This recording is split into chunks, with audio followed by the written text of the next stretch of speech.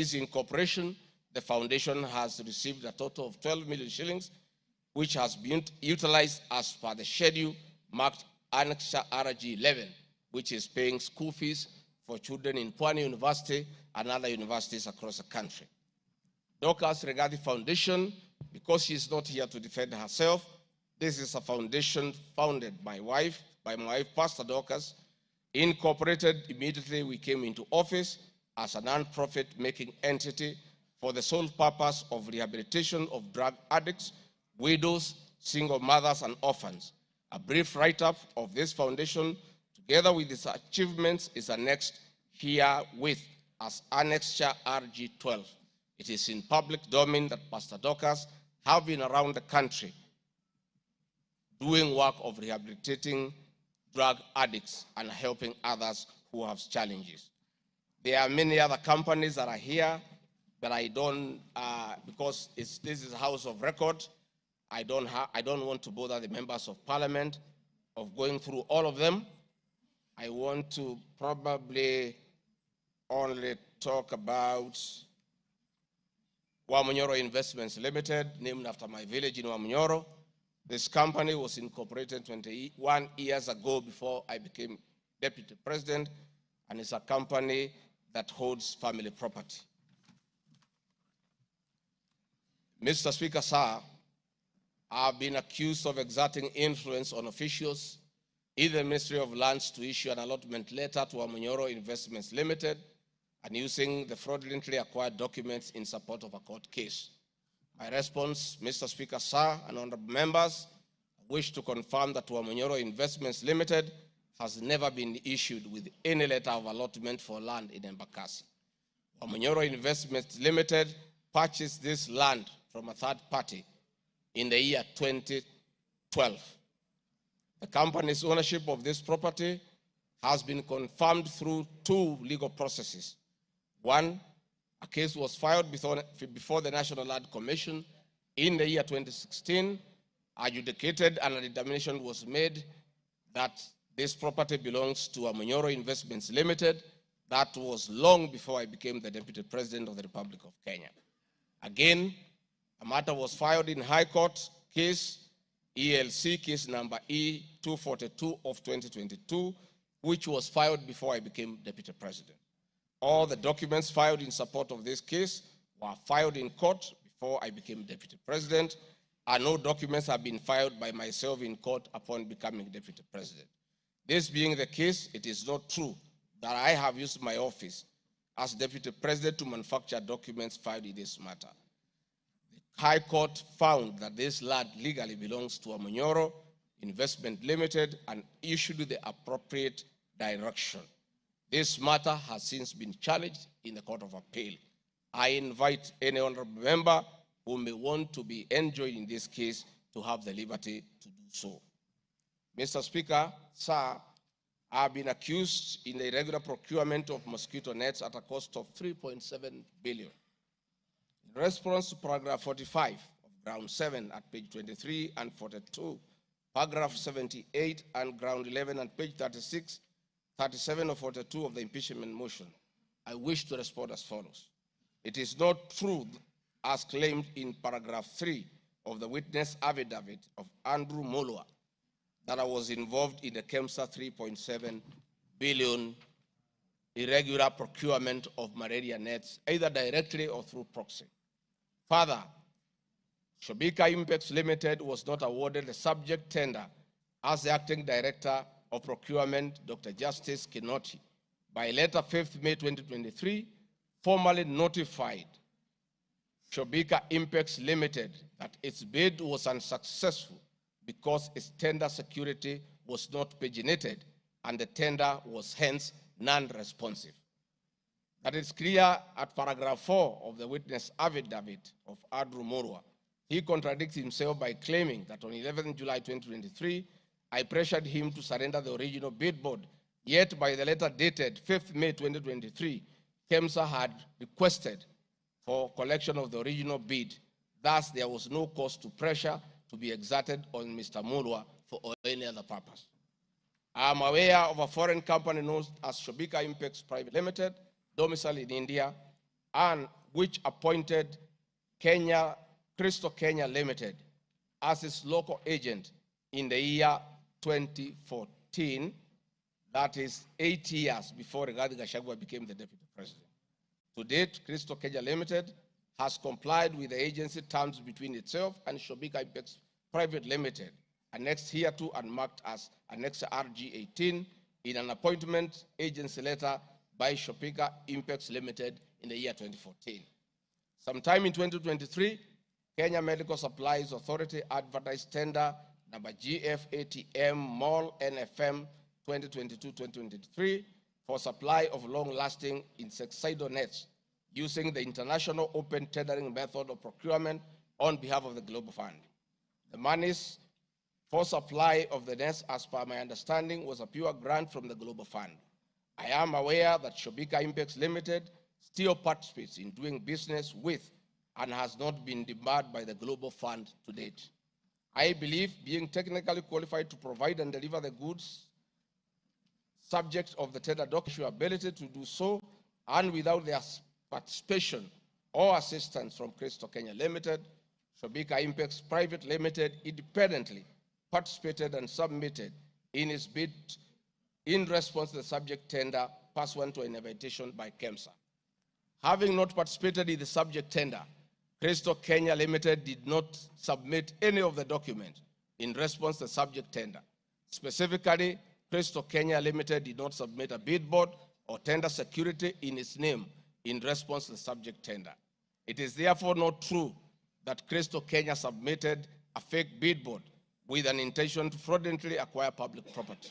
It is also not true that with my sons I used Crystal Kenya to massively launder money, conceal proceeds of crime, engage in corruption, and benefit from influence peddling. Subsequently, by the letter 5th May 2023, KEMSA notified Shobika Impex Limited that it was not successful because the tender security was not paginated, and requested Shobika Impex Private Limited to collect its bid security from the procurement office immediately. Annexed hereto and marked Annex RG 19 is a said letter by KEMSA dated 5th May 2023. However, EACC commenced investigations of the subject tender, and on conclusion of the investigation by EACC and the Senate on the subject tender, KEMSA CEO Terry Ramadhani, who had been suspended on this issue, was appointed Kenya's Deputy High Commissioner in New Delhi, India by President William Ruto. Thereafter, Crystal Kenya Limited, a Shobika Impex Limited agent in Kenya, followed up in the release of Shobika Impex Private Limited's bid board tender security on behalf of Shobika. Annexed hereto and marked Annexure RG20 is an email from Shobika Impex Private Limited email addressed to Crystal Kenya Limited, together with a letter of even date confirming that Crystal Kenya Limited had authority to collect their bid board. KEMSA was mandated to immediately release the bid board tender security upon determining that Shobika Impex Private Limited was unsuccessful in the subject tender, and that is why they requested that the same be collected from its procurement office. KEMSA did so, as can be seen in its letter dated 11th July 2023, annexed hereto and marked Annexure RG 21 in the said letter by KEMSA dated 11th July 2023.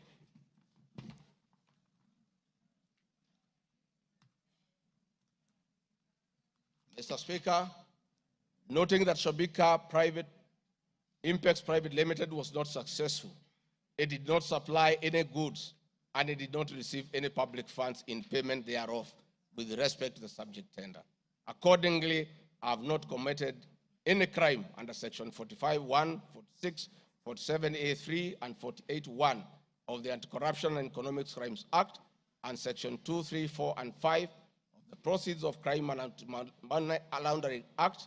Further, I have not breached Section 34 of the Leadership and Integrity Act, for I did not bully any state or public officer with respect to the subject tender, and specifically, no evidence has been tendered to support the allegation at paragraph 78C of ground 11 at page 37 of 42 of the motion, which alleges that I summoned procurement officers in ministries and institutions, instructing them to direct procurement of goods and services in a specific manner.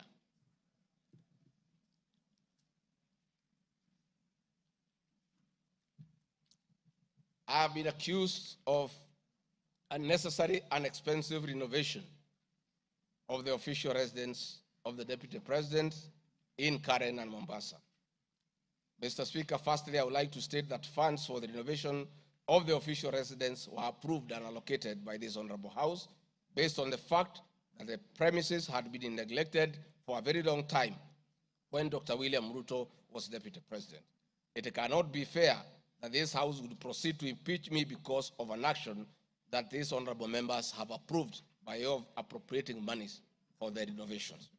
Mr. Speaker, the contract for the refurbishment of the official residence of the Deputy President, dated 22nd December 2022, was signed by Honorable Katole Metito, the Controller of State House, Office of the President, and Agrobic Investment Limited that was awarded the tender, because the Controller of State House at that time was the accounting officer in charge of the Office of the Deputy President. The report of the Auditor General, Mrs.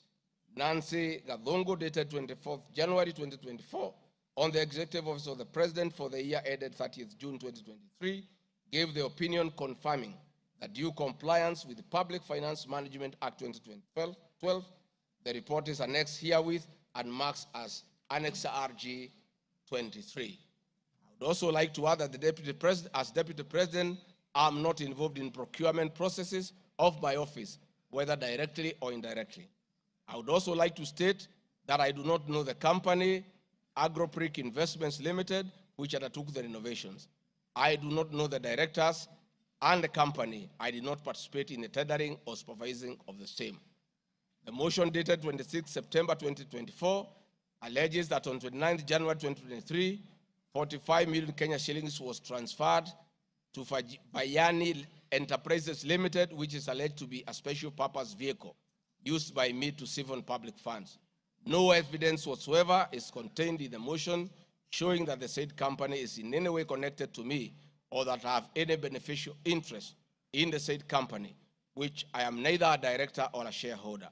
I categorically refute the allegation, which is false and unfounded.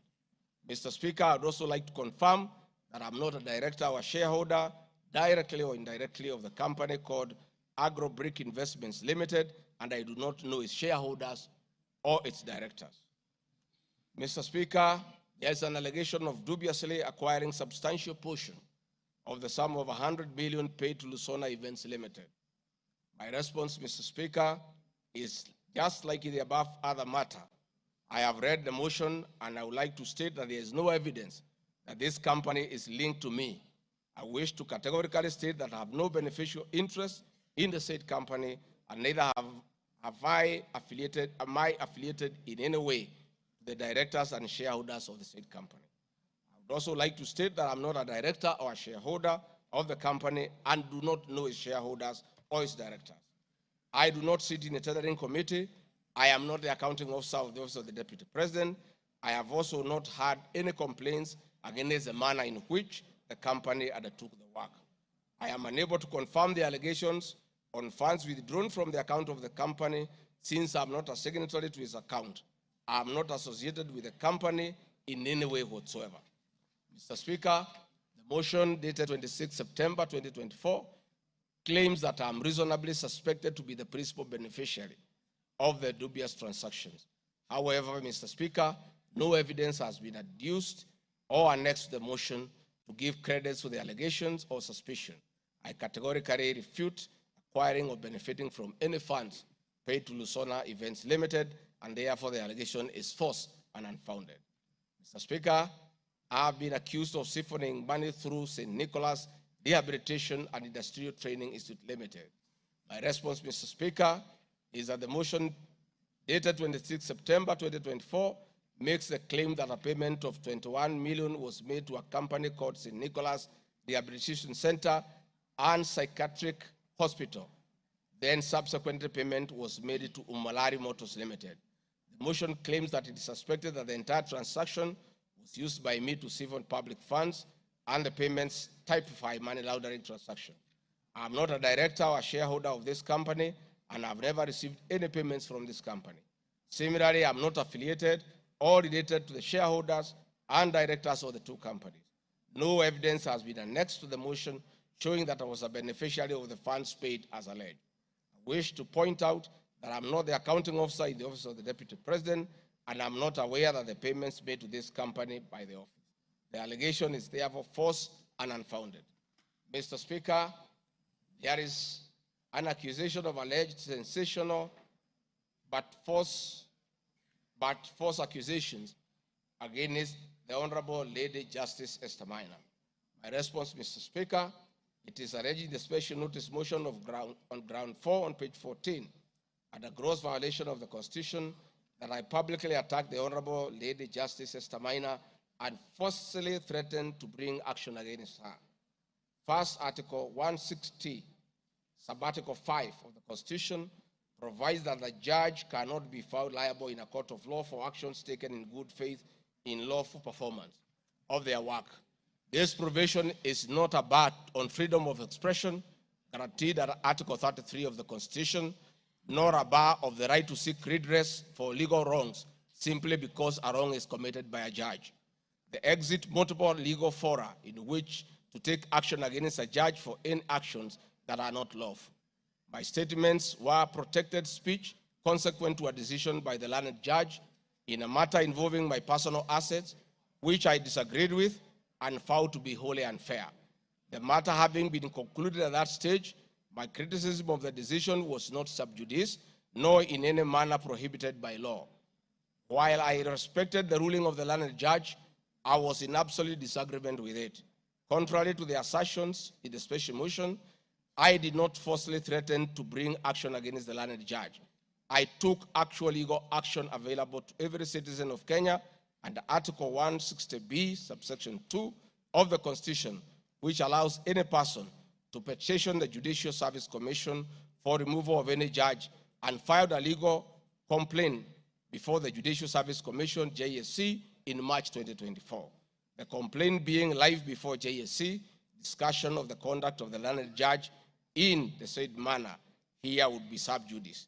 A copy of the complaint is annexed herewith and marked Annexure RG 24.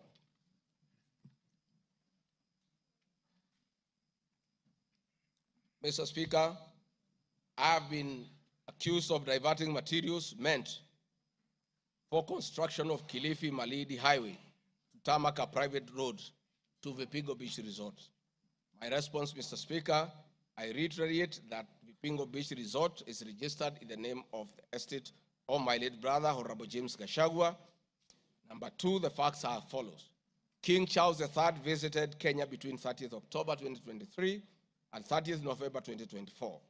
During his state visit, one of the designated places where King Charles III was to visit was Kuruitu Marine Conservancy, which shares a road with Vipingo Beach Resort.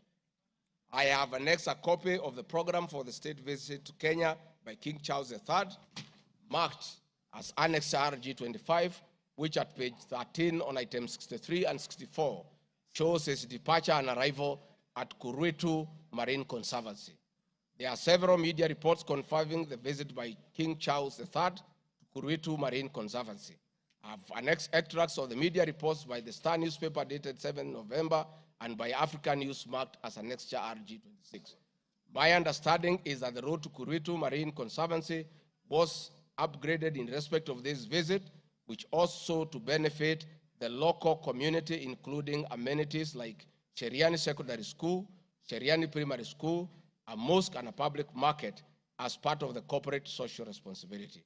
I wish to point out that the alleged road, that is Takaungu Shariani Vipingo, is a public road and not a private road leading to any property associated with the Deputy President, but a public road. Mr. Speaker, I have been accused of undermining the President and the Cabinet by allegedly making contradictory public statements from the position taken by Cabinet regarding the evacuation of the people residing along the Nairobi River. My response, Mr. Speaker, is that Article 147 of the Constitution provides that the Deputy President shall be the principal assistant of the President and shall deputize the President in execution of the President's functions. Article 28, which states that every person has inherent dignity and the right to have the dignity respected and protected. Article 29C, Mr. Speaker, states that every person has the right to freedom and security of the person, which includes the right not to be subjected to any form of violence from either public or private sources.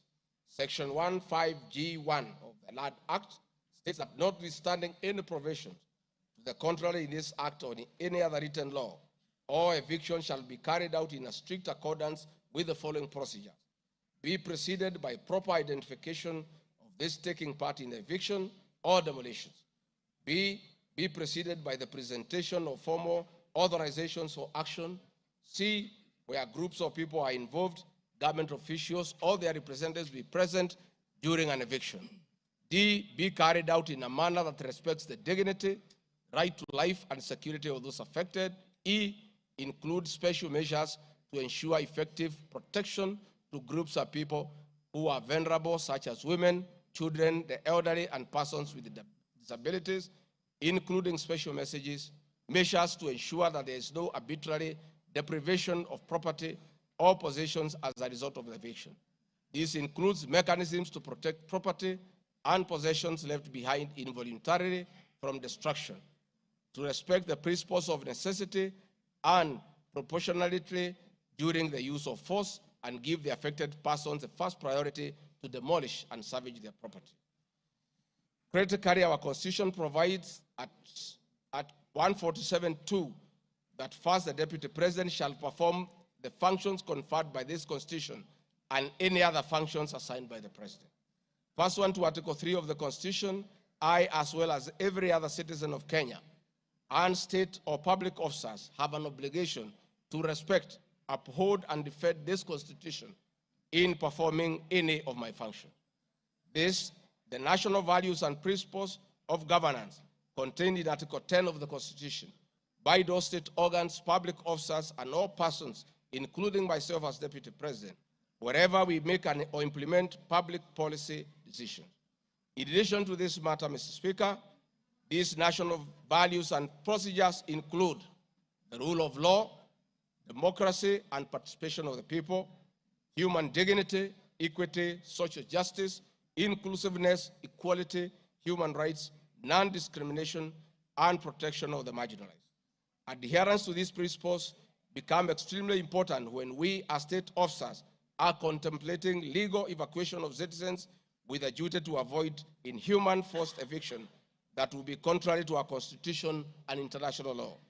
While campaigning with President William Ruto, and subsequently when I was sworn in as Deputy President, the President and I promised as a key pillar of the Kenya Kwanza government that there will be no forced or unlawful evictions, and that all evictions will be human and entail legal compensation. Mr. Speaker, the Office of the Deputy President has undertaken extensive engagement with all parties in regard to cabinet decisions on eviction, which I fully support, including the Nairobi River, which is an entity under the Office of the Deputy President and the County Government of Nairobi. Adherence to these principles become extremely important when we, as state officers, are contemplating legal evacuation of citizens with a duty to avoid inhuman forced evictions that will be contrary to our Constitution and international law. Guideline number 6 of the United Nations General Assembly Guidelines for the implementation of the rights to adequate housing prohibits forced evictions, and that the state should ensure that any eviction under domestic law are fully compliant with international law. The guidelines further require meaningful engagement with communities to ensure that the rights of residents are implemented cooperatively without the need for eviction procedures or police enforcement. Of government directives on the eviction, save for the fact that on being informed that the persons residing along Nairobi River would be evicted and paid 10,000 shillings only, which I and many other Kenyans felt was inadequate compensation for eviction. I insisted that the government should abide by the constitutional dictates and international norms while implementing any cabinet decisions, including eviction, and maintain the dignity of the citizens of Kenyans facing eviction. My statements did not and cannot be construed to undermine the President by insisting that people should not be evicted inhumanly and without adequate compensation. Mr. Speaker, I've been accused of undermining devolution by allegedly holding a meeting in Nairobi Wakulima Market. The motion alleges that on 28 September 2024, I unlawfully interfered with the running of the Nairobi City County government by holding a public rally where I allegedly incited citizens against lawful directives of the county government on planning and allocation of markets. My response, Mr. Speaker, is that the motion alleges that on 20 September 2024, I unlawfully interfered with the running of the Nairobi City County government by allegedly inciting citizens against lawful directives. Article 6(2) of the Constitution provides that the government at national and county levels are distinct and interdependent and shall conduct their mutual relations on the basis of consultation and cooperation. This being the case, it cannot be said that there is a violation of the Constitution when someone from the national government makes a comment on matters relating to county governments. The traders had sought me out to intervene and request the governor on their behalf to dialogue with them and seek a solution to the grievances with regard to the relocation of markets. I request that a video annexed RG Video 3 be played for the benefit of members to say what I said.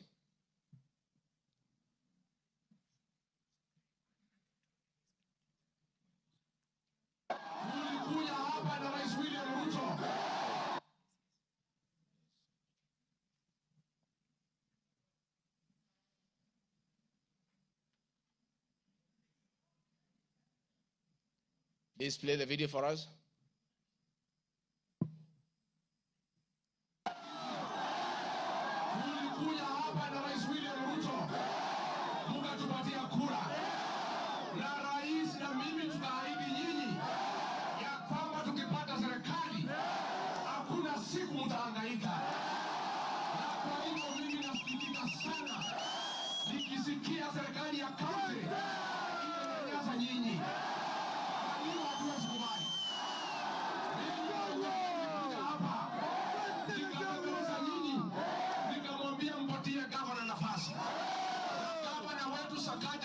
Tukakubaliana ya kwamba akiwa gavana wa Nairobi, Rais William Ruto akiweko, mdogo wake, wafanyabiashara wetu watapata nafasi ya kufanya kazi yao. Na mimi nataka kuomba kwa heshima, wale wote ambao tumepatiwa nafasi ya uongozi na Wakenya, tukumbuke ya kwamba tulipata nafasi ya kuongoza kupitia kwa kura ya wananchi. Tukumbuke ya kwamba wakubwa wetu, wadosi wetu ni Wakenya, na hakuna siku tutaweza geuka Wakenya ndio walitupatia nafasi ya uongozi. Si nyinyi mlituandika kazi? Kwa hivyo mimi niseme ya kwamba niliuliza gavana mketi chini, kuwe na mazungumzo, kuwe na maelewano. Watu ni wananchi na wananchi ni watu ya kusikizwa. Mimi niko hapa kumhakikishia ya kwamba nimemuuliza gavana kwa heshima, na mimi sina kiburi. Mimi namuomba akiwa kiongozi wetu hapa Nairobi, asikuwe mtu ya kugeuka watu walimchagua.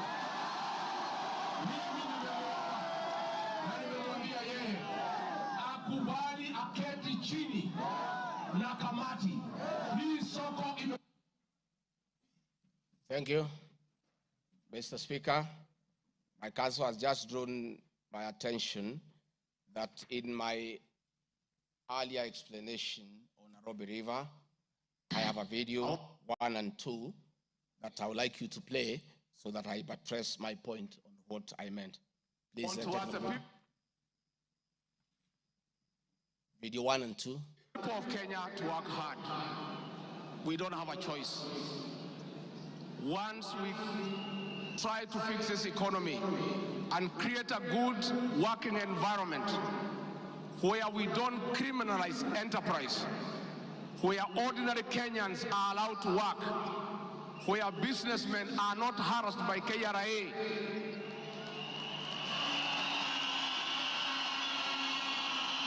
where goods belonging to the people of Kenya will never again be touched by overzealous public servants. Where again poor people will never again be evicted in brutal evictions by state agencies.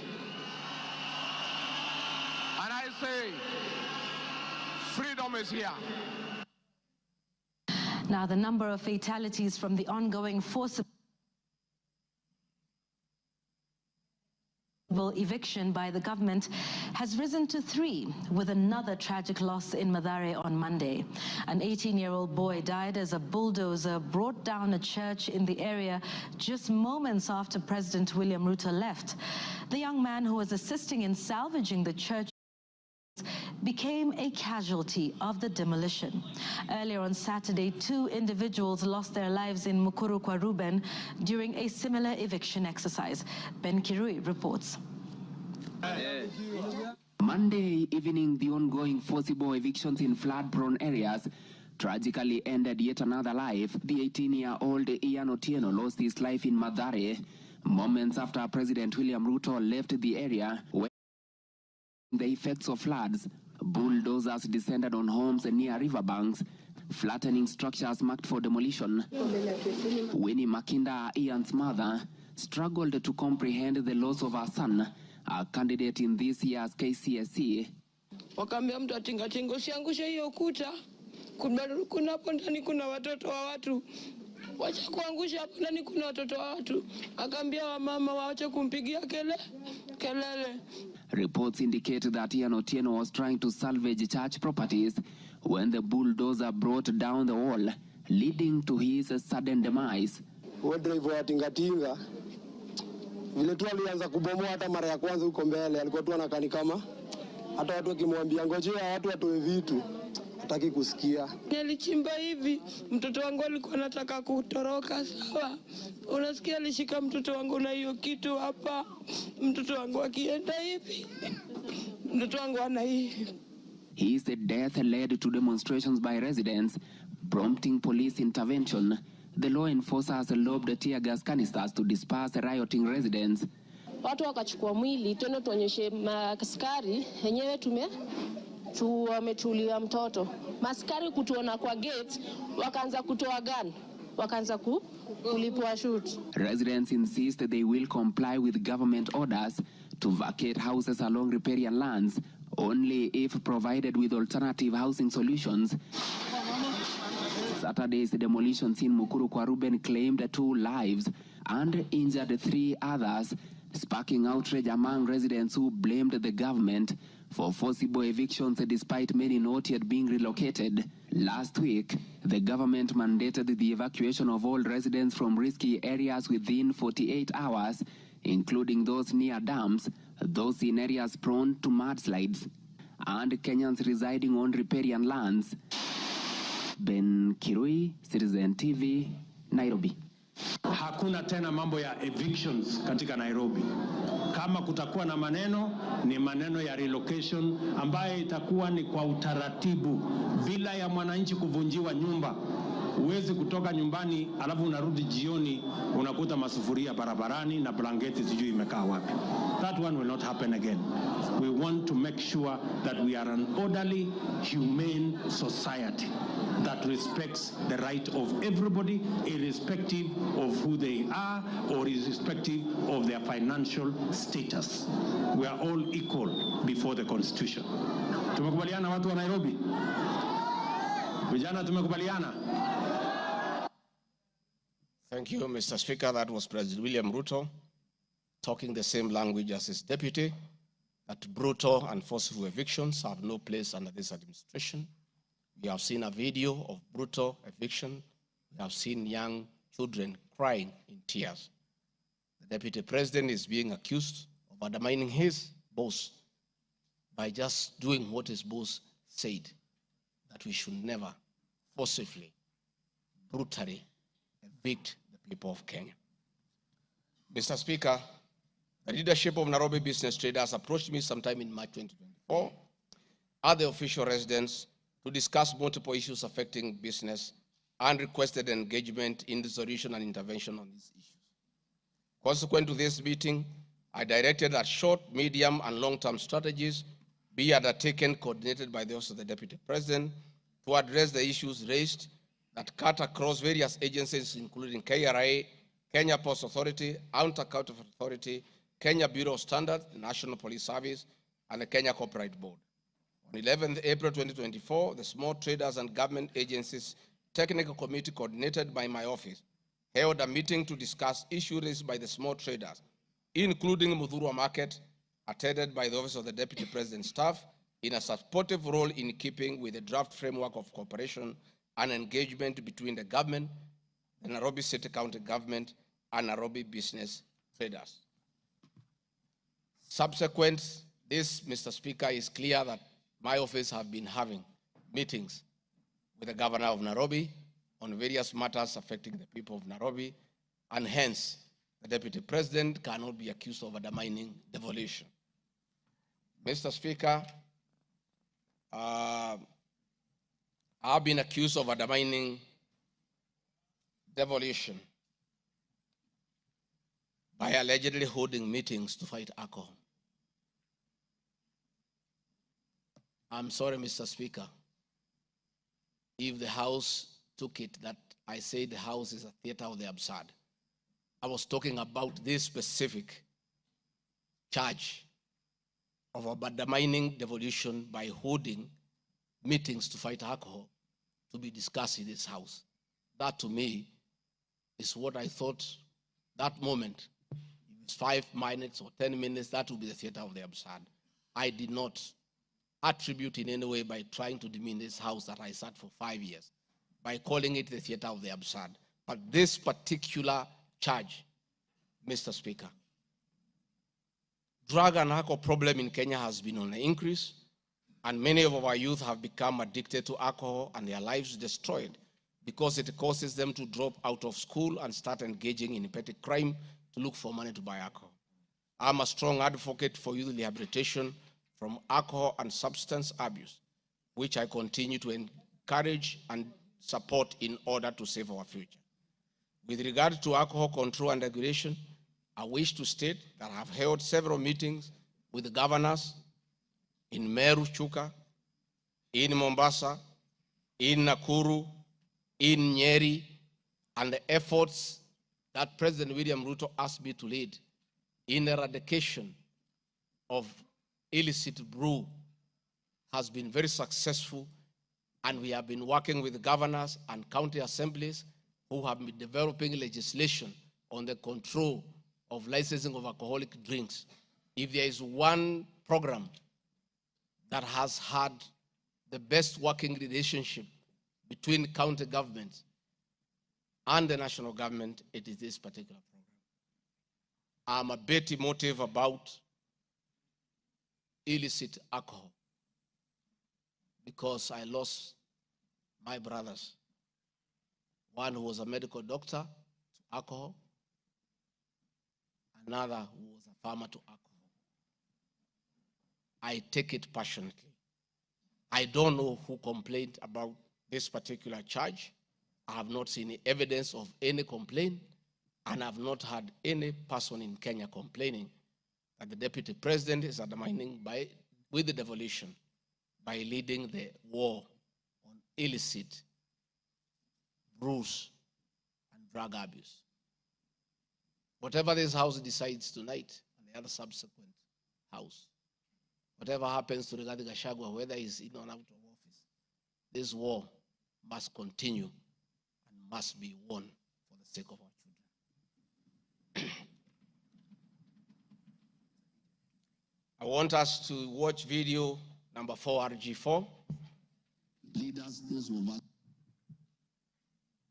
who have been elected, Madam Waiguru, Governor Kahiga, Badirisha, Kangata, Wamatangi, what shall we tell our people? Where are we?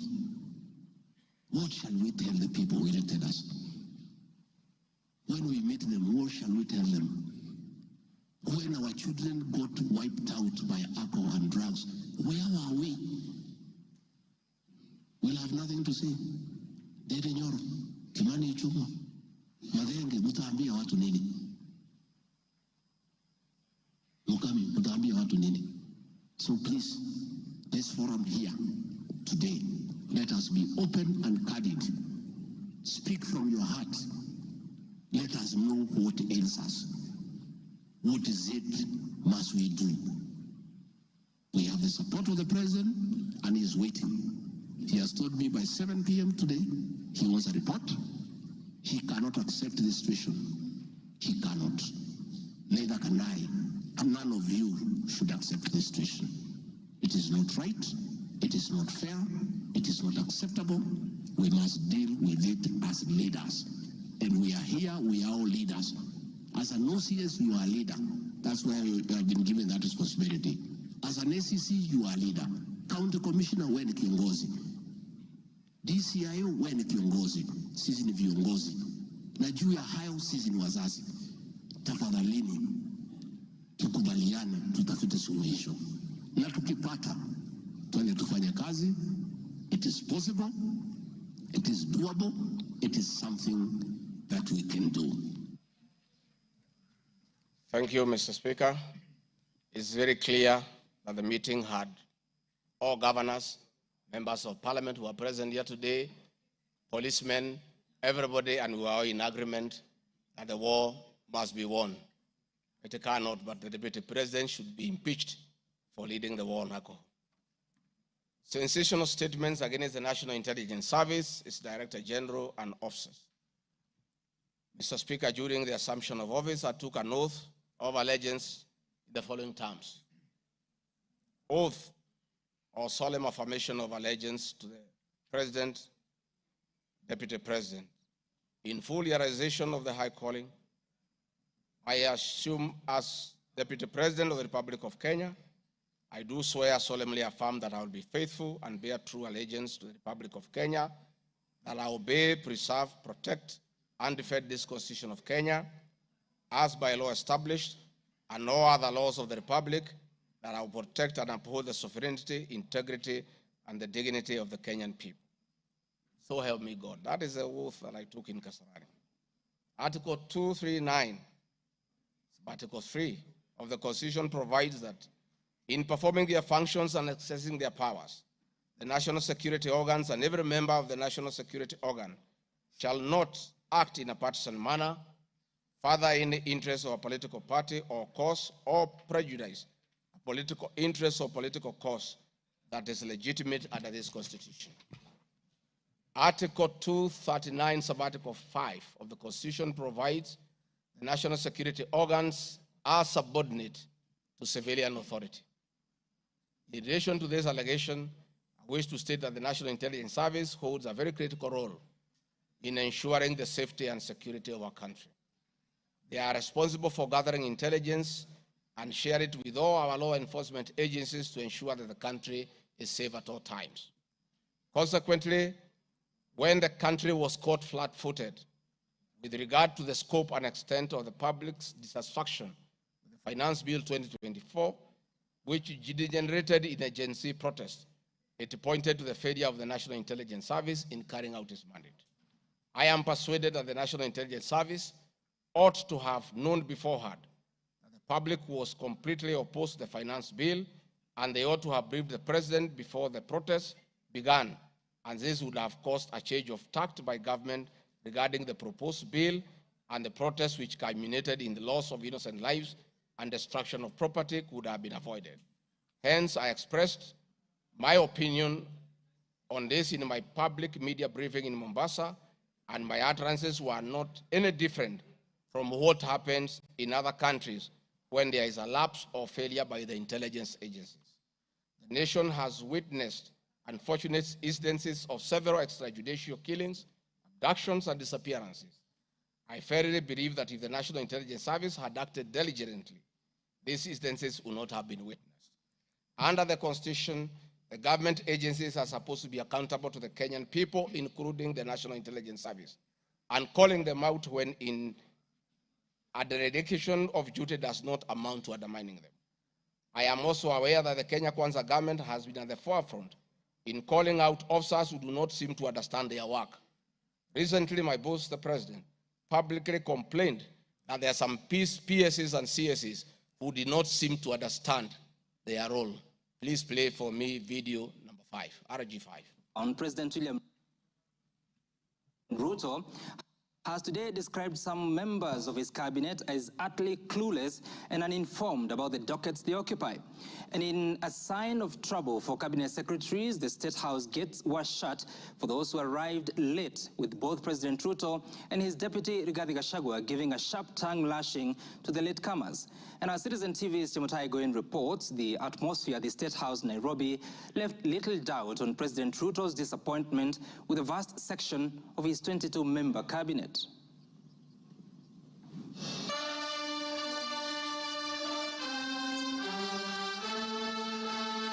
A cold morning in Nairobi, but the seats on the State House grounds came ultra-heated, particularly for cabinet secretaries.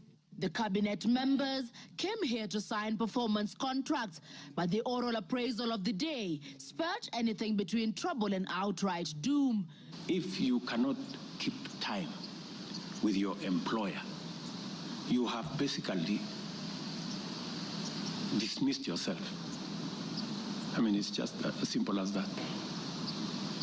So, for those who came late, who are members of the executive, I will be expecting a written explanation, and it should not include matters of traffic.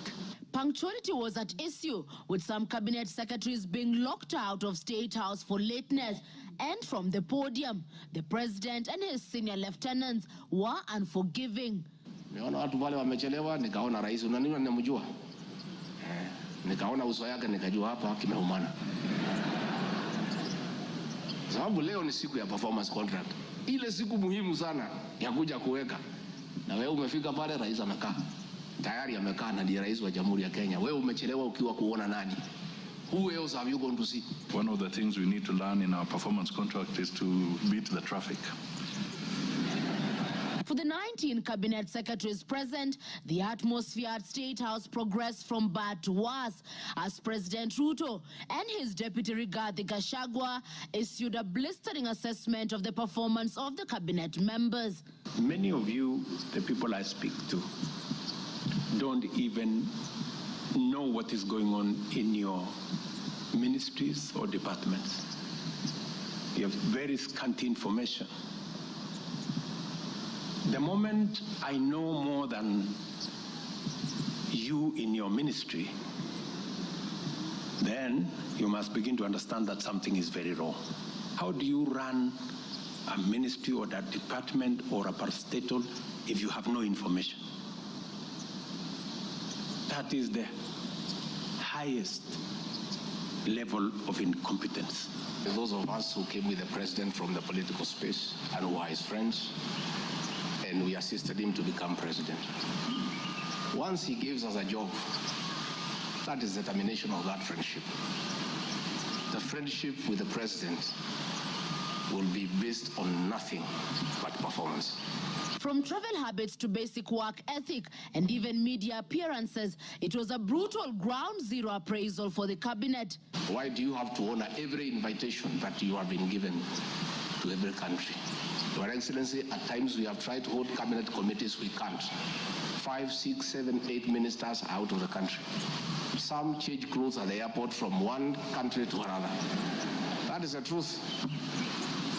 Why can't you regulate yourself? If the president was to travel and honor every invitation, he will be out of this country the whole year.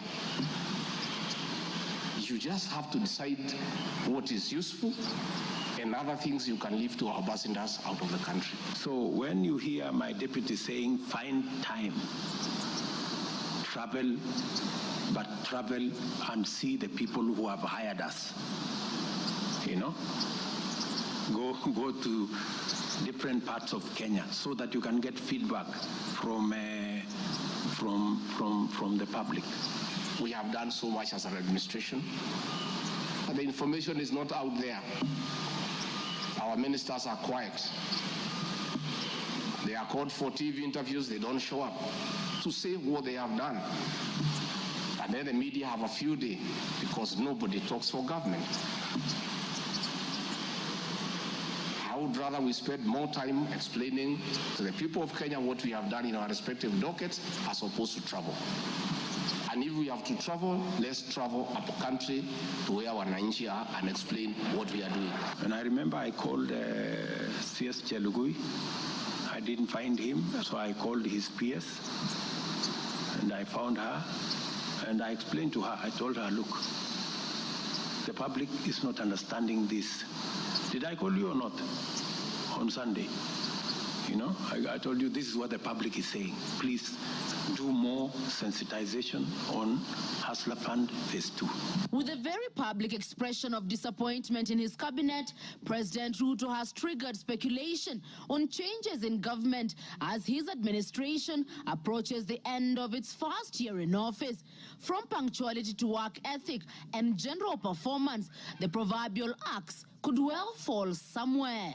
With the performance contracts expected to foster a culture of high performance in the public service and also ensure that public resources are properly utilized, it is also set to offer a framework for President William Ruto to reward performers and also institute sanctions on non-performers.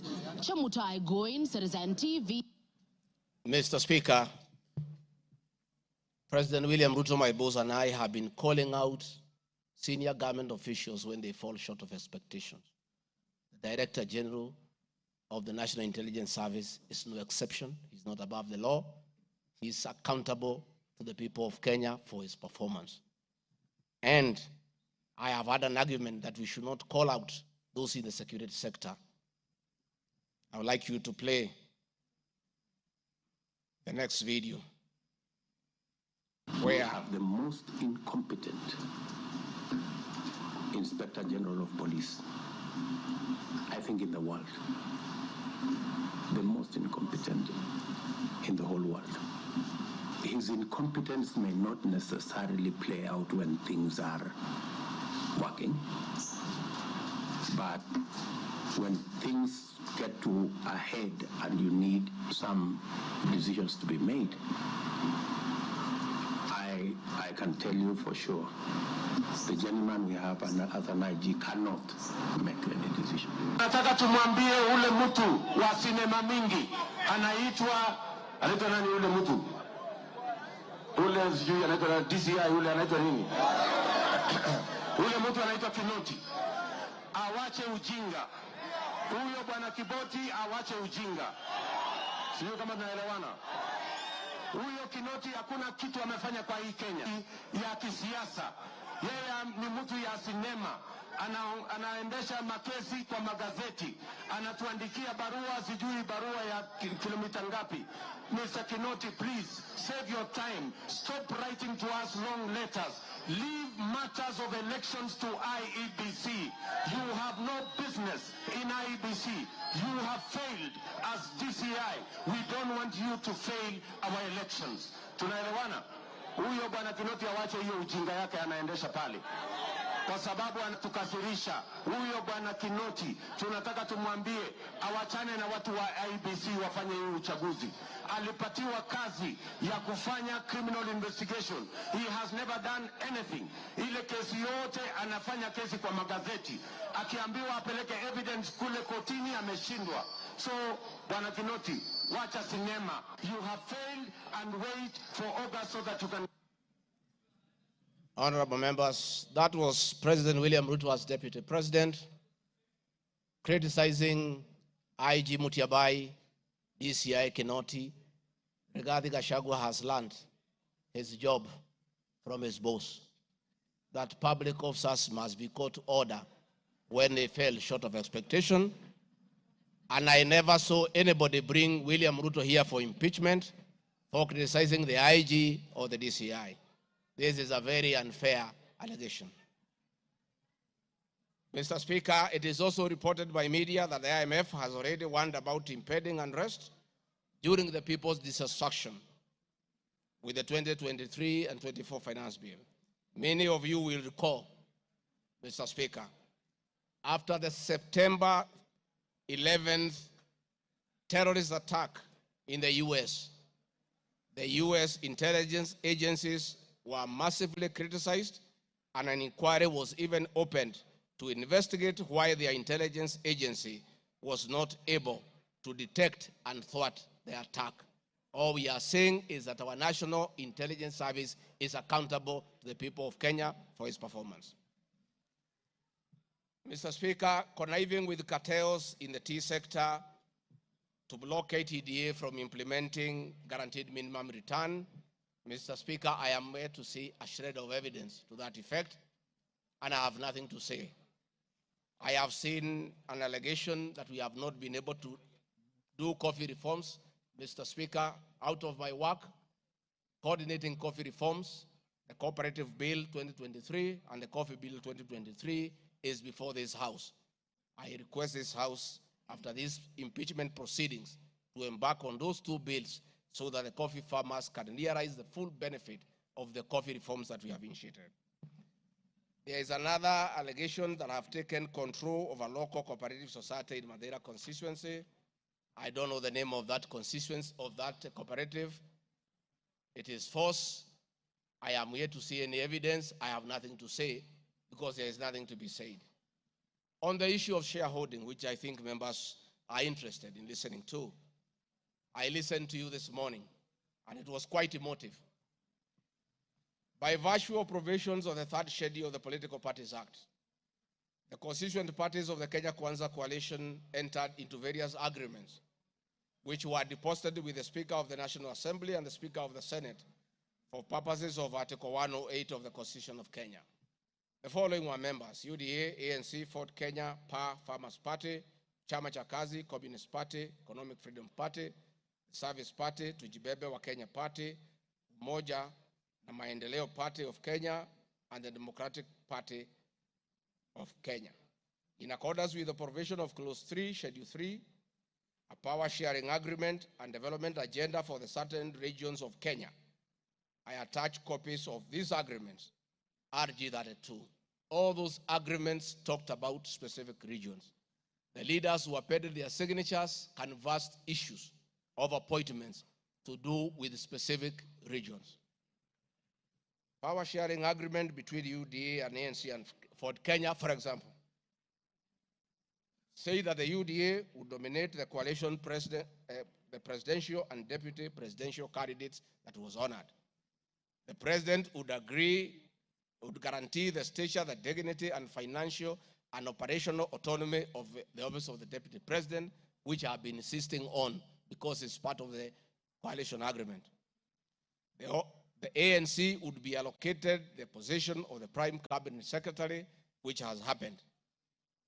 Ford Kenya would be allocated the position of the Speaker of the National Assembly, and that is why Honorable Masika Wetangula sits here today. In accordance with Article 2 of the Power Sharing Agreement, ANC at Ford Kenya would have a 30% share is a word, of the national government positions. This drives my utterances about shareholding. It is embedded in all these agreements that are attached here for you to read. I heard this morning an honorable member saying that the deputy president said the people of Ukabani will not get resources because they did not vote for Kenya Kwanza government. That is not true. The deputy president of the Republic of Kenya does not allocate resources. Resources for the development of the Republic of Kenya are appropriated by the National Assembly of Kenya, where I am today.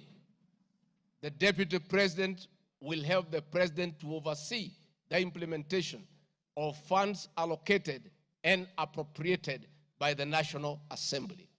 It is therefore not possible that the deputy president of the Republic of Kenya has the capacity to deny any part of Kenya resources because of the way they voted.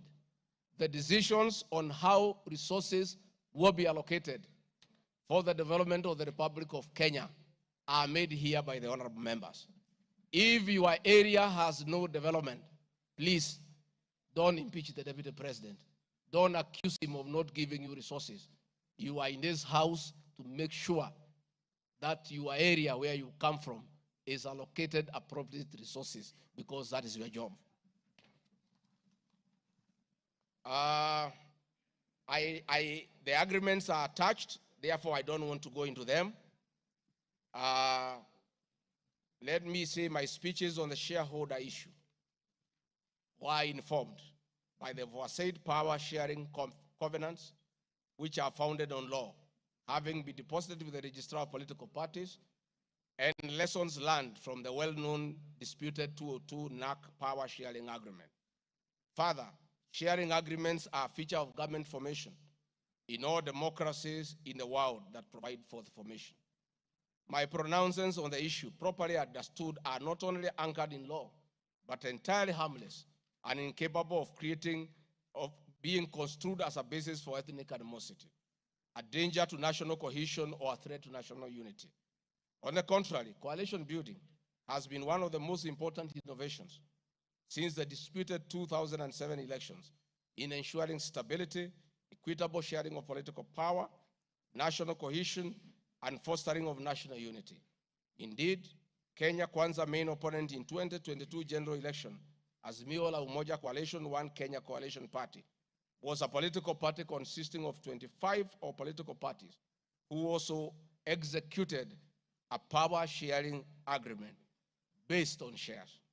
I'm also aware that the Jubilee Coalition that executed a 50-50 power sharing agreement between TNA party and URP party for 2013 general election.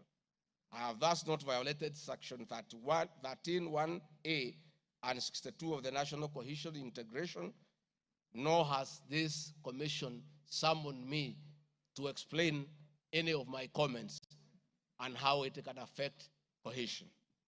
However, notwithstanding the said power share agreement, upon election as Deputy President, I went out of my way, as required by the Constitution of Kenya, to serve all Kenyans regardless of their political preferences during the election or ethnic origin. I now produce the following video showing some of my speeches all over the country as marked RG Video 7.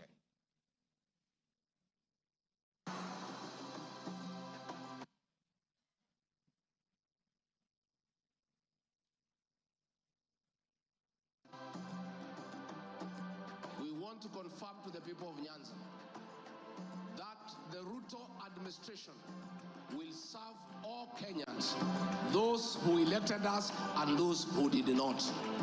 Kenya hii kila mtu afanyiwe kazi, kwa sababu kila mtu analipa kodi. Mimi sikusema Kenya ni ya shareholders. Nilisema serikali, mkiunda serikali, wale wanakusaidia kuongoza, unatakiwa uweke wengi wale walikuamini na wale walielewa manifesto yako. Mimi nimetembea Kenya. Mnasema nilikuwa Mombasa, hii hapana mlima. Mimi nilikuwa Wajir, hii hapana mlima. Nilikuwa Garissa, hii hapana mlima. Nilikuwa Mount Elgon. Nandi nimekuja karibu mara 10. Eldoret nimekuja karibu mara 6. Kericho nimekuja mara 4. Tea conference ya chai tulikuwa na nyinyi, niliweka Kericho. For now, kazi yetu ni maendeleo. Tutafanya kazi na kiongozi wowote, akiwa wa chama ile, akiwa wa chama hii, we don't care. This is the time to serve the people of Kenya, and we shall work with all elected leaders, irrespective of their political affiliation. Mr. Speaker, copies of documents demonstrating my efforts within the mandate allocated to me by the President to address security issues and economic equalization programs and policy in historically marginalized areas is Annex RG33. The decision to embrace the broad-based government following the dissolution of cabinet after the Gen Z protest. I attached my video during the launch of the Honorable Raila Odinga's quest for EU chairmanship at State House, again as a demonstration of my embracing the broad-based government.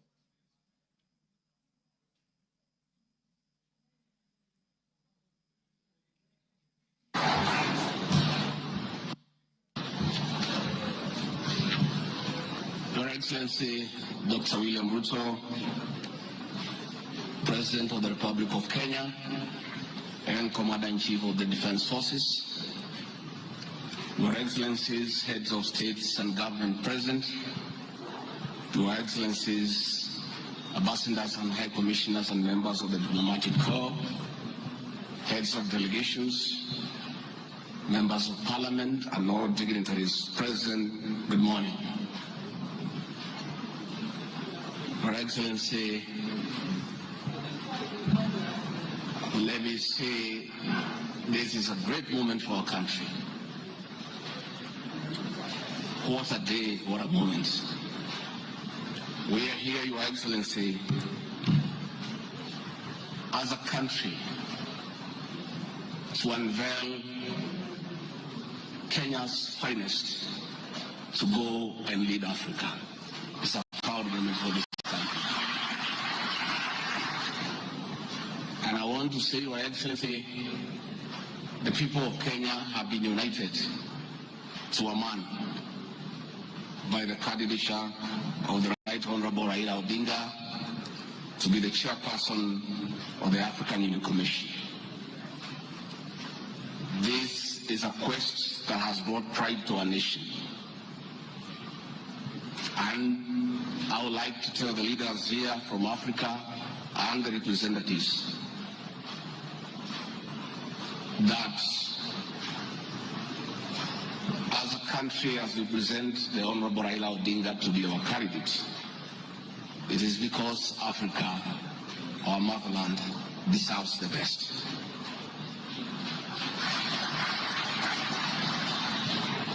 The passion and zeal of the Right Honorable Raila Odinga in Pan-Africanism is well documented. Passion knows no age, knows no limit. In the person of the Right Honorable Raila Odinga,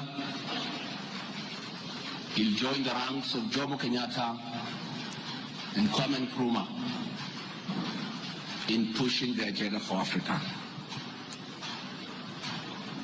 And therefore, I want to say, Your Excellency, the lessons of today are that Raila Odinga, the Right Honorable,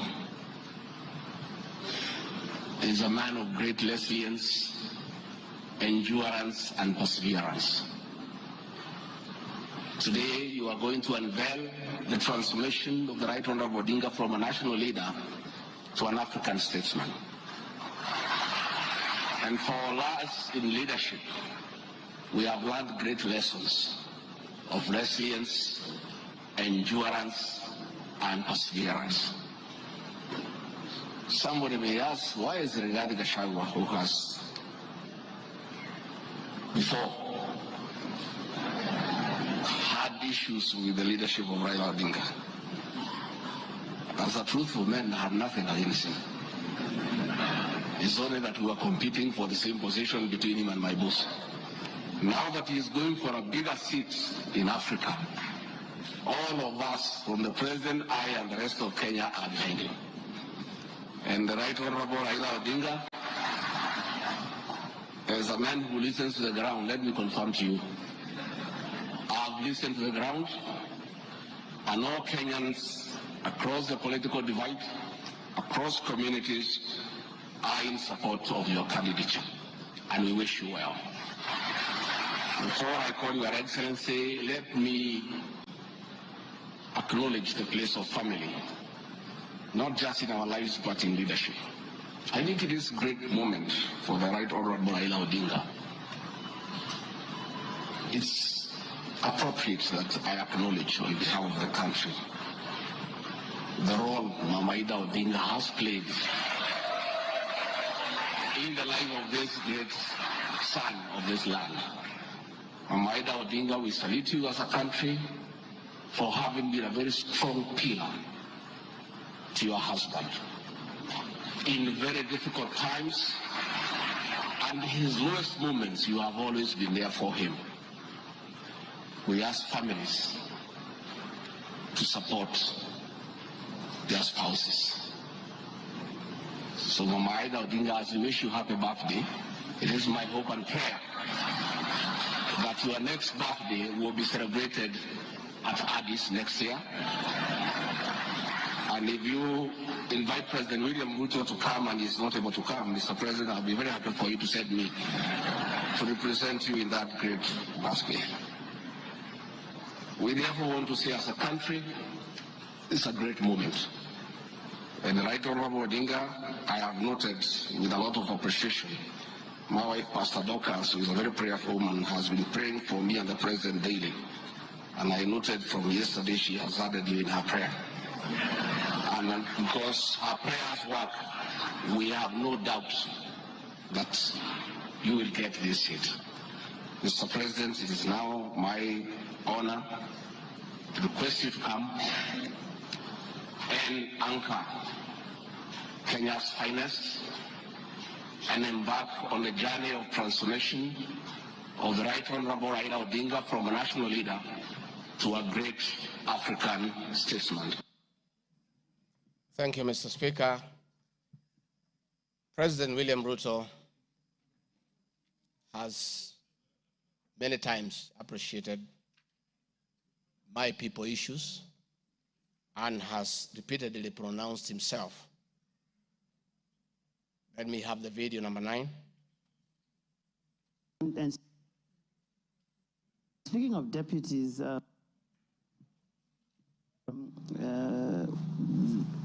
you have in the last few weeks named Mr. Rigathi Gachagua as your deputy. There's been quite a debate, and I'm sure you know that, around running mates in this country.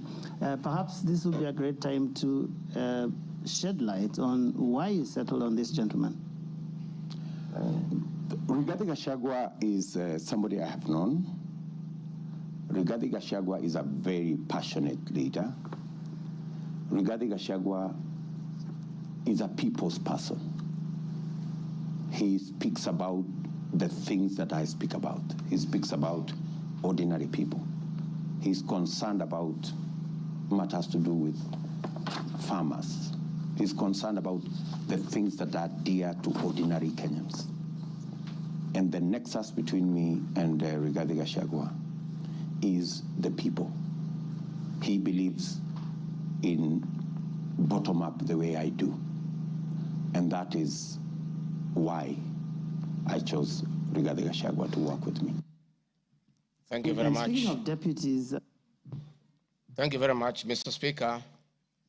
In addition, and almost in conclusion, I am not the only leader at the national level who has encouraged unity among Kenyans based on shared regional, geographical, and economic and other factors. I have attached several articles. Luya unity is not optional, Moses Wetangula. Ruto puts case for Gema Kalenjin unity.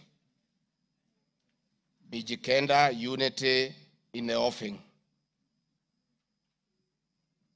Masai leaders in unity talks ahead of next year's general election. I have attached those articles so that you understand that regions uniting does not mean they unite against other regions. They unite for common issues, common values, and to strengthen them to join other regions for national unity. Mr. Speaker, the motion dated 26 September 2024, tabled before the National Assembly, makes the generalized claims that have committed crimes under national laws, Proceeds of Crime and Anti-Money Laundering Act, Penal Code, National Cohesion and Integration Act as anti-corruption and economic crimes. It is on the basis of the claim that it is said that the threshold of impeachment has been met. I'm not aware of any active investigations by any state agency for offenses under the said laws, neither have I been called upon to record any step pertaining to any investigation. Just like any other Kenyan, the Constitution accords me the presumption of innocence in relation to criminal offenses until the contrary is proved in a court of law on a specific standard of evidence. Therefore, in the absence of any active investigations by any investigative agency in Kenya, I do not believe that there can be any serious reason to believe that I've committed any offense. Otherwise, that will be an indictment of the intelligence agencies as well as investigative agencies. Therefore, it is inconceivable that the threshold of the impeachment motion as defined in Article 145 of the Constitution can solely be based on the perception of the mover of the motion in the absence of any other evidence. I heard the mover this morning saying that all we need to do is to believe in him. I believe that cannot be the position. We need actual evidence against the Deputy President. The net effect of the impeachment of this basis of allegations of criminal offenses, whose evidence has not been tried and tested in court of law or by bodies mandated to investigate, would be to disqualify me from the possibility of holding public office in relation to Article 99(3) without the benefit of due process of law and exhaustion of the systems of appeal as provided in the Penal Code. Mr. Speaker, I do not wish to respond to the issues I had this morning that are outside the motion. I want to confirm that I have tremendous respect for Kenyan women, and I have never disrespected them. What has happened is that as politicians, there is always propaganda to undermine somebody. I call upon anybody with evidence that I've ever disrespected that person to come out and provide that evidence. I had my very great friend, the Honorable Faith Gitau, say that I disrespect women. Many times I've been to Nyandarua. I've referred to Honorable Faith Gitau as Ngatha.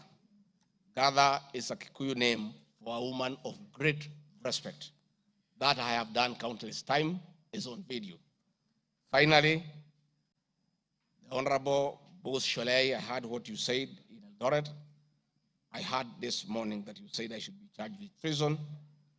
But my sister, me, I'm a grateful man.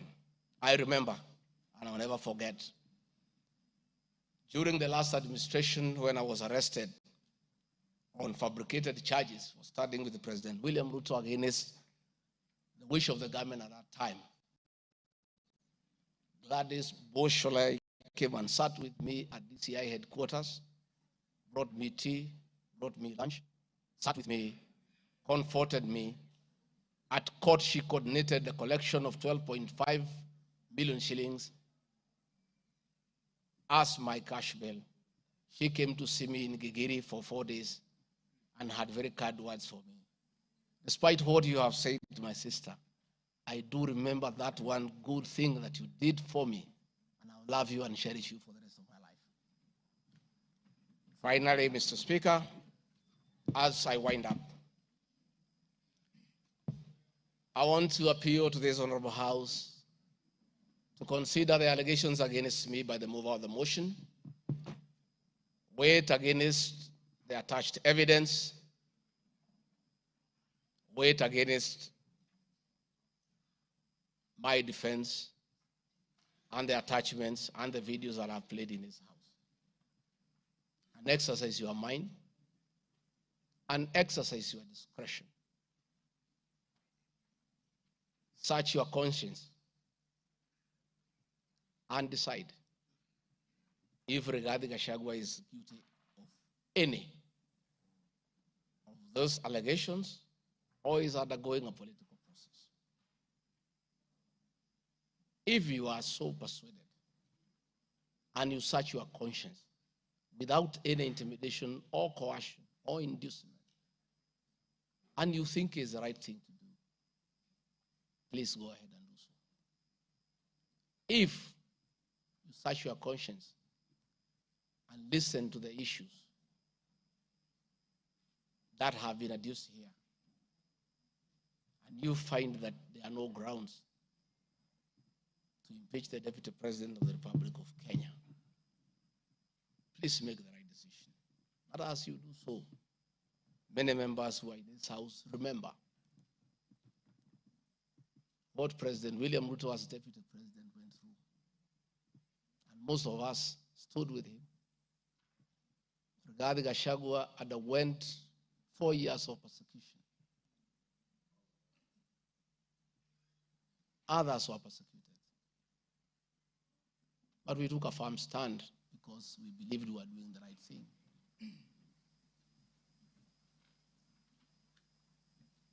His family underwent humiliation. His friends underwent humiliation. He was a haunted man. And on Inauguration Day, he pronounced himself that freedom is here.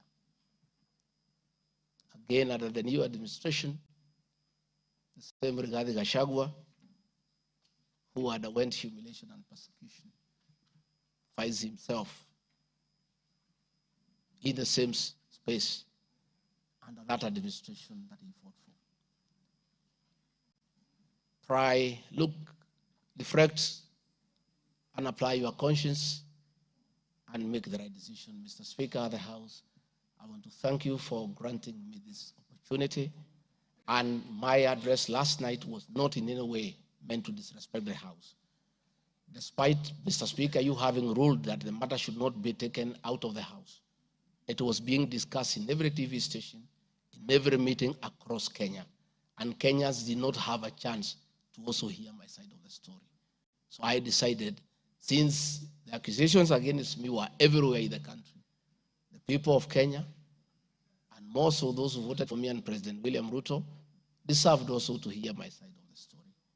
I have tremendous respect for the National Assembly and your ability and capacity to make the right decision. Mr. Speaker, I want to thank you. Asanteni sana. Thank you very much, Deputy President. Thank you very much, Deputy President. I'm sure your fears that you will not be heard fairly have been allayed. You've been heard in absolute silence. You've been heard with total decorum from the House. And members, I salute you for the display of your legislative maturity in giving an opportunity to a subject to a motion in the person of the Deputy President to be heard. What is it, Rosa? The proceedings are still going on. Who is praying? Yes, Senior Counsel. These proceedings are still going on. Yes, indeed. Mr. Speaker, this is a House of Record, and I had wanted to rise under Standing Order 65, 67A, and 67B. Two of those points you've already covered, Mr. Speaker. It is important that the record reflects that although the standing orders do not require that we listen to the witness in silence, indeed we did. Yes, absolutely. Secondly, that there was compliance with the Standing Order 67B2 in giving the witness a maximum of 2 hours. But there's a third one, Mr. Speaker, which I think should go on record. Standing Order 67A also requires that the witness be entitled to appear in person or with counsel. I see that the witness has appeared with at least 3 counsel, all of whose names should come on record, so that the record shows that counsel were actually allowed to the chamber. I see my friend Advocate Ongoya, my friend Advocate Njiru, so that there is no incompleteness of the record. I beg, Mr. Speaker. That is a fair comment. Counsel for the Deputy President, without making any unhelpful speeches, just put your names on record. I'm sure you have a team leader. The team leader will introduce himself and introduce his accompanying colleagues. Ogaya? Thank you so much, Mr. Speaker, sir, and thank you so much, honorable members. The team representing the Honorable Rigathi Gachagua, the Deputy President in these proceedings, is as follows. Honorable Paul Kibugi Mwite, Senior Counsel, Mr. Victor Swanya Ogeto, my name is Elisha Ongoya, Mr. George Sakimpa, Mr. Ndegwa Njiru, Mr. George Wandati, Miss Faith Waigwa, Mr. Murigi Kamande, Mr. Amos Kisilu, Mr. Eric Kiprop Naibei, Miss Julia Omwamba, Mr. Tom Maina Masharia, Mr. Willis Echesa, and Mr. Andrew Moga. And that is all. Thank you. And apart from the 3 of you, the rest are within the precincts of Parliament? within the precincts of Parliament, save for Senior Counsel Paul Kibugi Mwite, who sought to be excused from attending today, but is part of this team, and we are under his supervision and guidance. Thank you. From here, we'll proceed as follows. Deputy President, if you wish to leave, you are at liberty to do so with your team.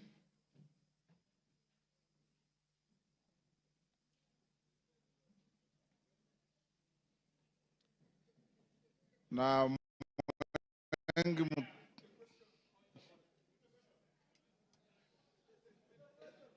yes, Kaluma. I thank you, Honorable Speaker. Honorable Speaker, our prayer at the end says that we always be fair to those who are committed to our church. And Honorable Speaker, in his address to the House this afternoon, the Deputy President appears to have referred to some documents. I know we are moving towards the end of this particular session in considering this matter.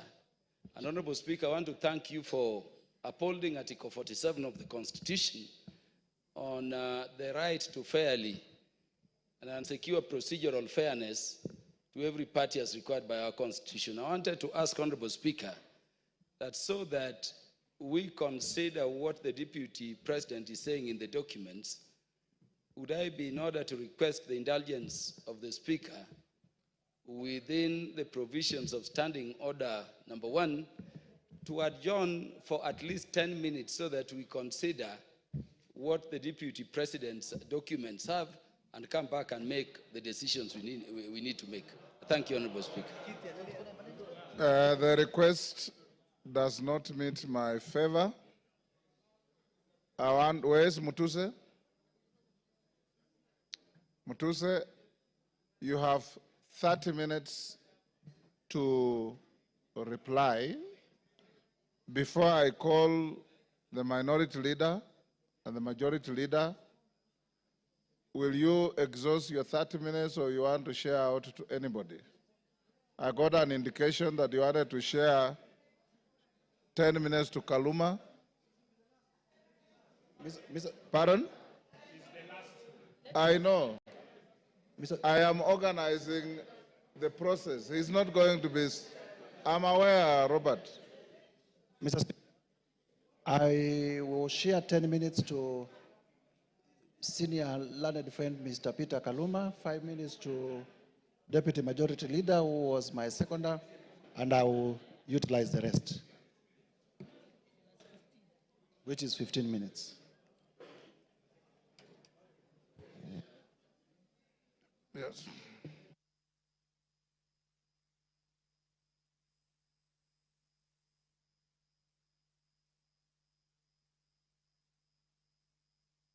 Honorable Mutuse, only you has the right to a second bite to the motion. Your seconder has no right to a second bite. So if you have extra minutes, as I call the minority and majority leader, Kaluma will have 10 minutes if you want to donate to anybody else, but not Owen Bayer. Minority leader, now it's your time.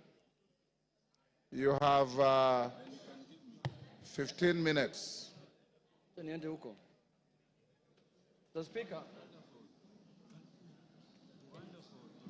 Mr. Speaker, thank you for according me this opportunity.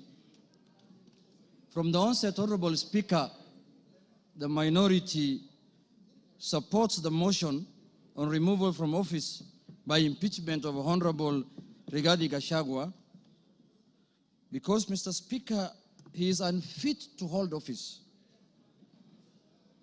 In Kenya, and yesterday it was clear to all Kenyans to see for themselves the danger this country is in, Mr. Speaker. Mr. Speaker, the impeachment of the Deputy President is not merely a procedural step. Rather, it's a reflection of our commitment to accountability and the rule of law in this country, Mr. Speaker. Honorable Speaker, the integrity of government and the stability of our nation is at stake, Mr. Speaker, as we speak this afternoon in this House, this evening, Mr. Speaker. Honorable Speaker, national security is at stake. Honorable Speaker, the economy is at stake.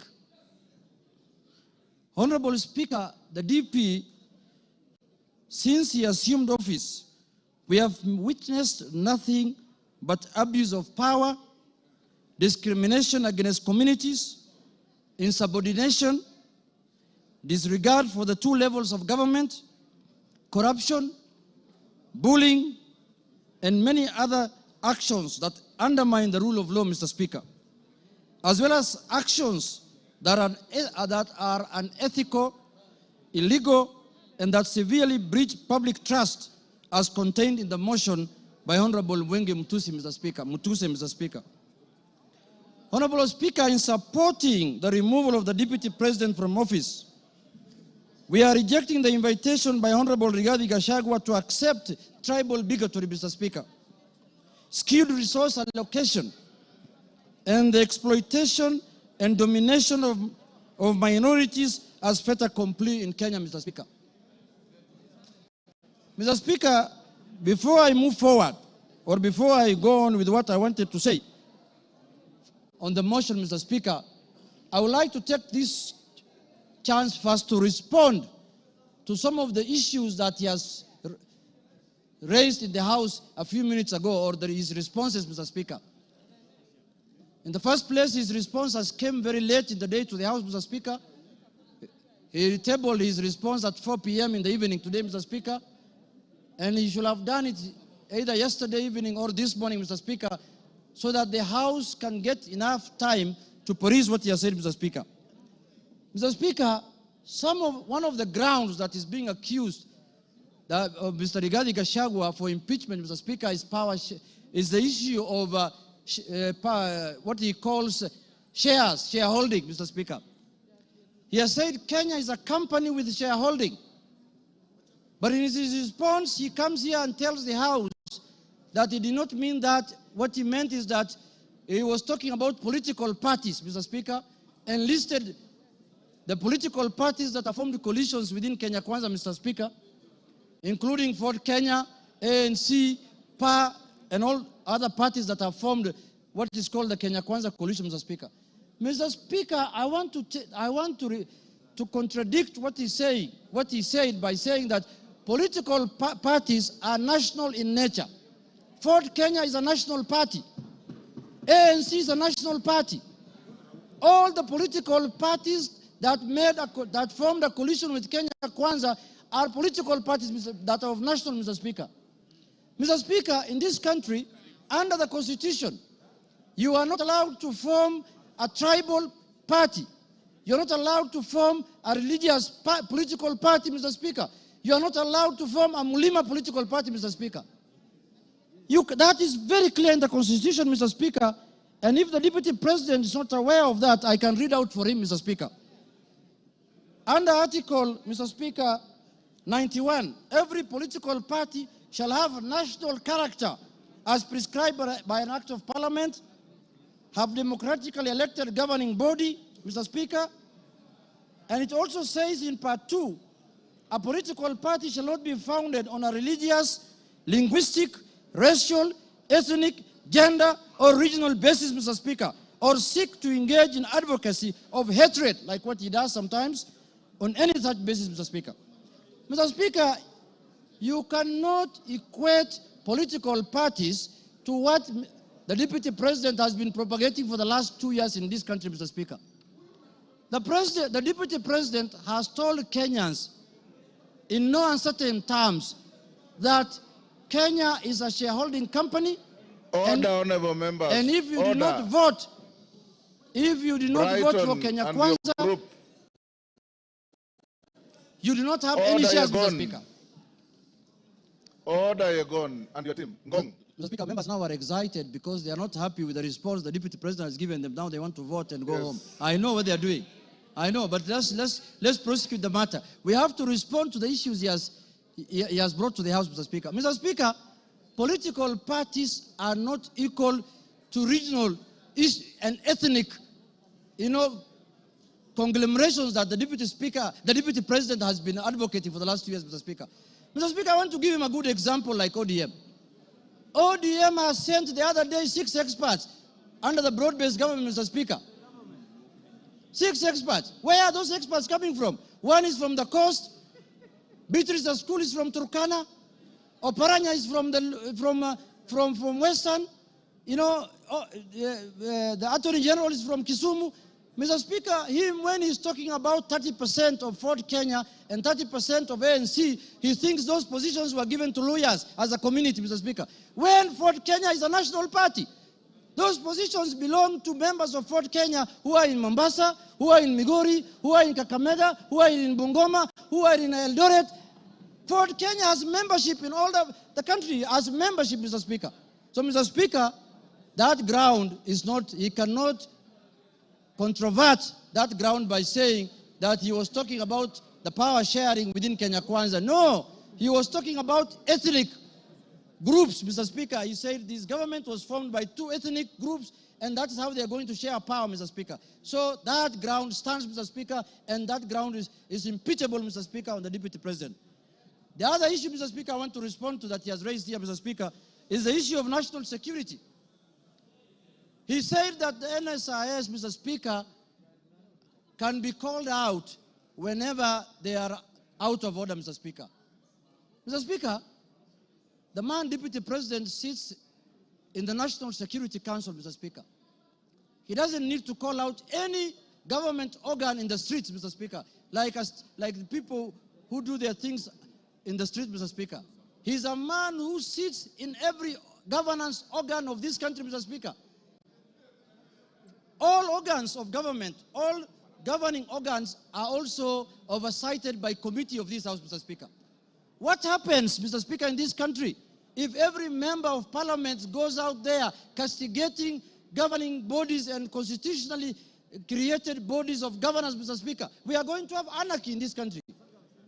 Mr. Speaker, I am not convinced that he has answered in any way that question as to why he was castigating bodies like the NSIS and the police out there when he's the deputy president of the Republic of Kenya. On that ground, Mr. Speaker, I feel he's impeachable on that, Mr. Speaker. He has not given us any sufficient answer to that question, Mr. Speaker. Mr. Speaker, the issue of Justice Maina. He said that he was not attacking her because of the judgments she rendered against him, Mr. Speaker. And he said that he had filed a petition with the Judicial Service Commission, Mr. Speaker. He who wants equity must come with clean hands.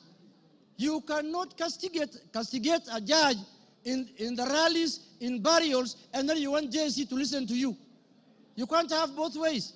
If he wanted JSC to deal with that matter, if he was unhappy with the way the judge has handled his case, Mr. Speaker, he should not have castigated her in a burial, Mr. Speaker. He should not have talked about her in a very demeaning manner, Mr. Speaker. He should have kept his cool and filed his petition with the Judicial Service Commission, Mr. Speaker. On that account, Mr. Speaker, he has failed the leadership and integrity, Mr. Speaker, under the Integrity Act, Mr. Speaker, and on that account, he's impeachable, Mr. Speaker. My last point, Mr. Speaker, is the issue of the renovation of his house in Karen, or the official residence of the Deputy President Karen, Mr. Speaker.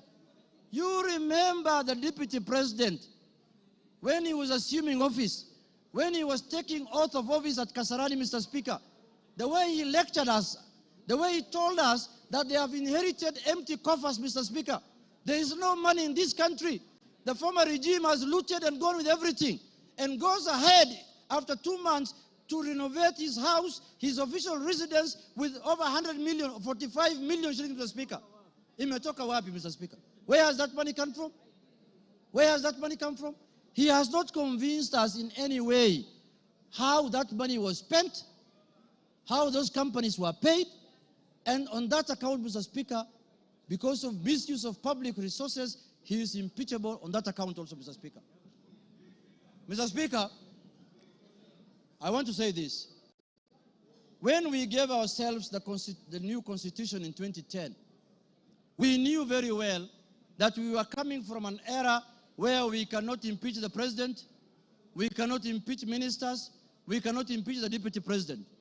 Kenyans gave themselves the new constitution, and they put in there Article 150, knowing very well that one day they will hold their leaders, the president, the deputy president, accountable, Mr. Speaker. And they gave that mandate to this House, Mr. Speaker, and the Senate, Parliament in general, Mr. Speaker. Mr. Speaker, I was shocked under the public participation, people saying that Kufa Makanga, Kufa driver, Mr. Speaker. We cannot allow the driver to die because it is an issue.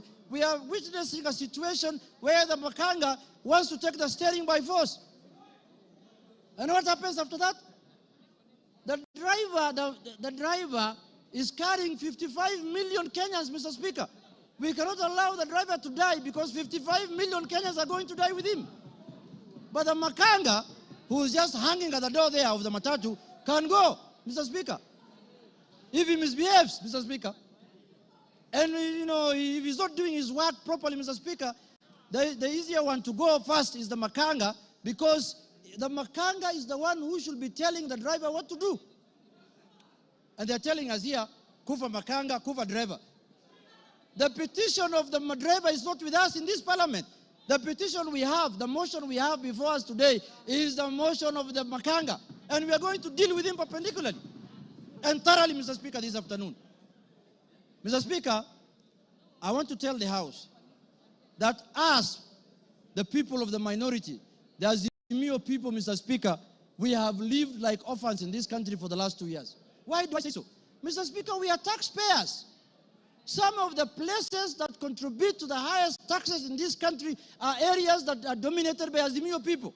And then somebody comes here and tells me, you are not a shareholder, you're not going to get services, you're not going to get development. What the hell is that?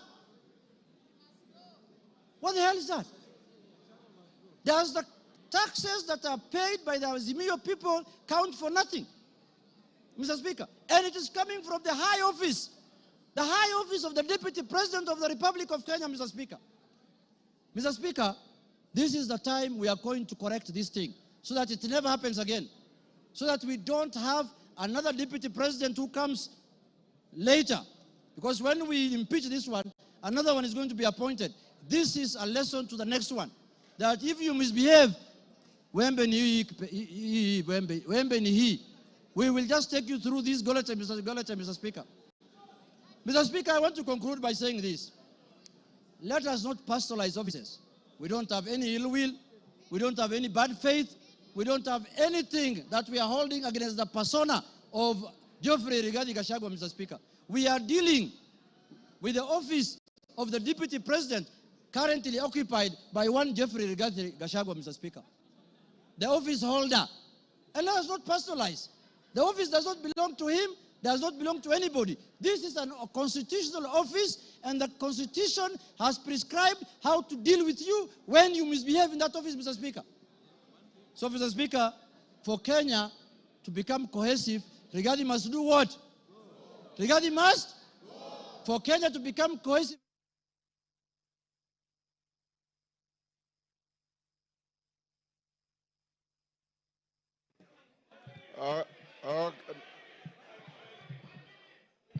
Okay, give him 1 minute. Mr. Speaker.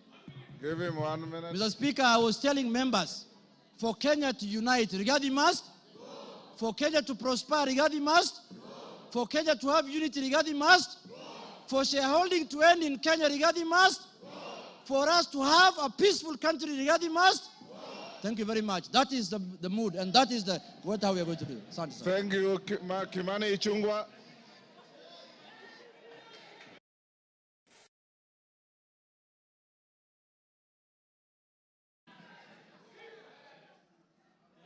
Honorable Speaker, thank you for this opportunity.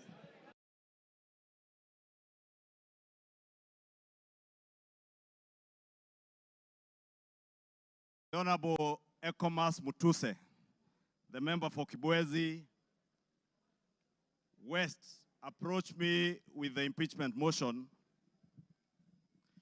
Honorable Speaker, I took some time not just to go through the grounds that he had stipulated for the impeachment of the Deputy President, but also to reflect on what Honorable Mutuse was asking me, not just as a member of parliament for Kikuyu and leader of majority party in this house to do, but also took time to reflect and ask the Almighty God to guide me and give me wisdom to do the right thing.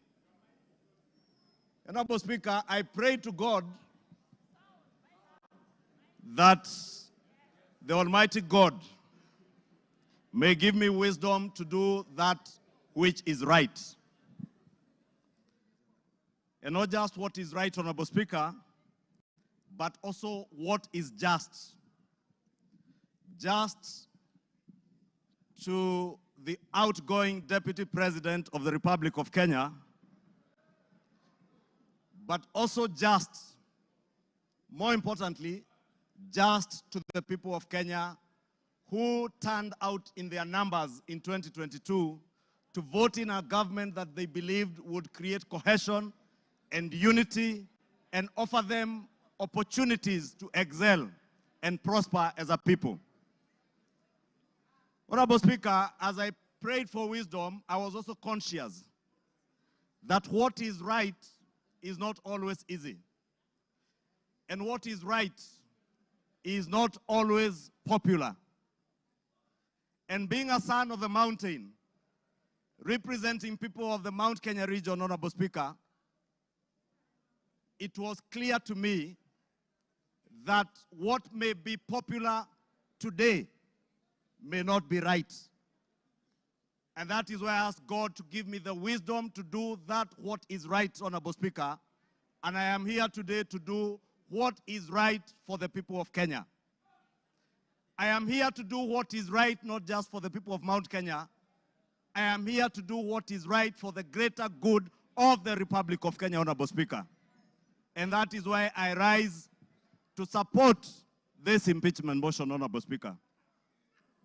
Honorable Speaker, having listened to Honorable Mutuse and all the grounds,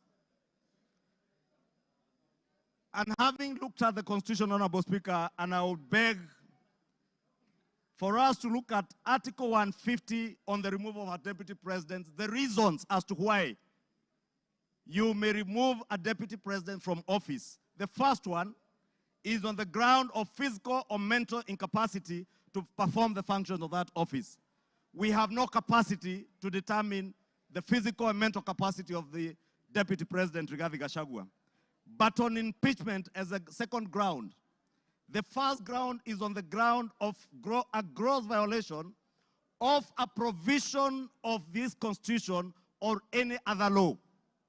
The question that begs is whether one Rigathi Geoffrey Gachagua has contravened or has grossly violated one provision of our Constitution.